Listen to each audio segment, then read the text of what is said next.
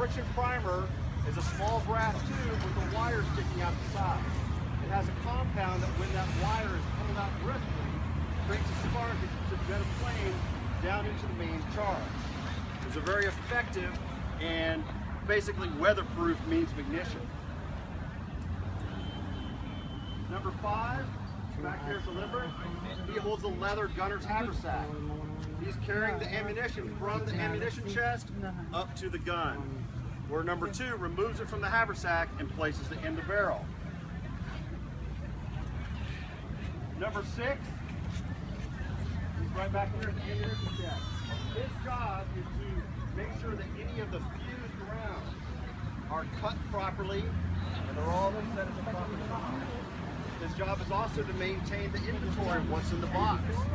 Let me know as the gunner, we have so many of this type of round left, so many of that type. We would often have a number 7 man who would also wear a haversack, and he would change places with number 5 running back and forth. It was a hard job.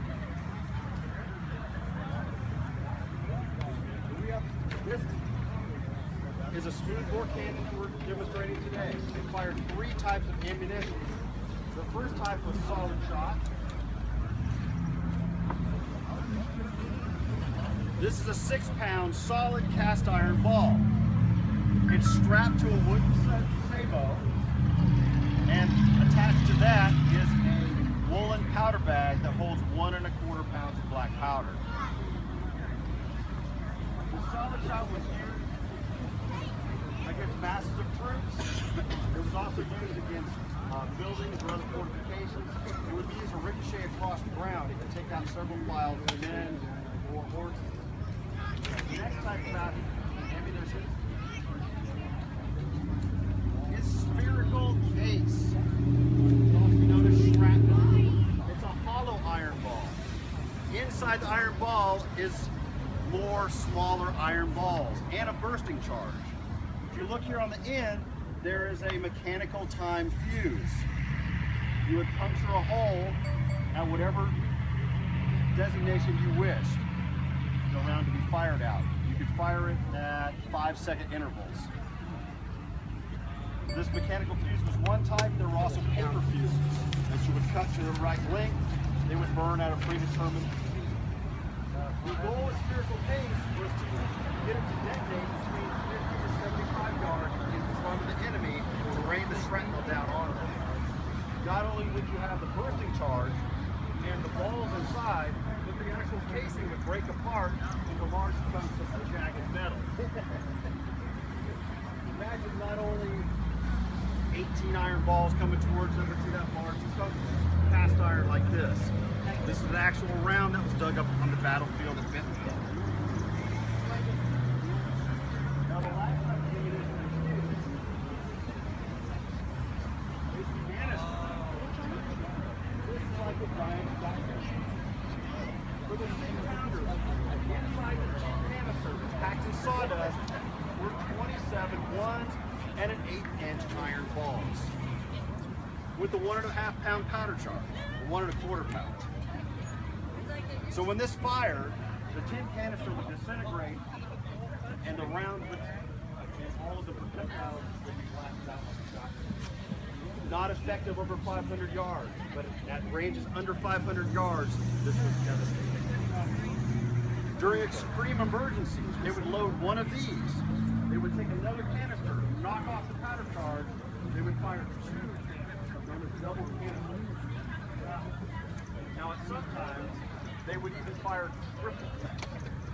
They'd have 3 of these, with each one with 27 iron balls being fired at close range. Devastating to charging infantry, totally destructive to cavalry.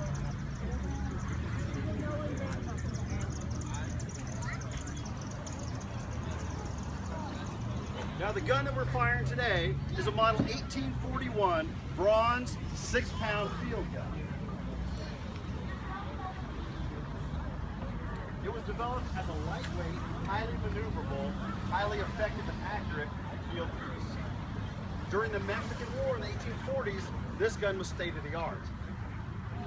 By the time the Civil War had come along, improvements in casting of iron, cast iron and wrought iron and rifle guns had pretty much outclassed the 6-pound smoothbore gun. The rifle gun, we have a parent gun right next to it. That was a rifle gun. Its range was 3 times its speed. And it was highly accurate. It fired elongated rounds. Now the 6-pounders,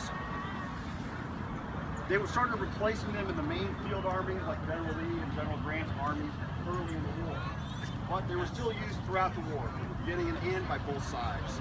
Areas like eastern North Carolina, out west, a lot of the kind of backwaters of the main war still saw a lot of 6-pounders used. There were some experimental 6-pounders that were rifled using the James rifling system, and they found some moderate success reusing them like that. Now the maximum range on the 6-pounder is 1,500 yards. With a 1-pound powder charge, it has a muzzle velocity of about 1,450 feet per second. The actual bore diameter is 3.67, a little over 3.5. The barrel itself weighs 875 pounds. The entire gun weighs about 1,800 pounds. For ammunition load, you would have 1 ammunition chest attached to the gun. You'd have 3 ammunition chests attached to the assault, retaining about 150 grams.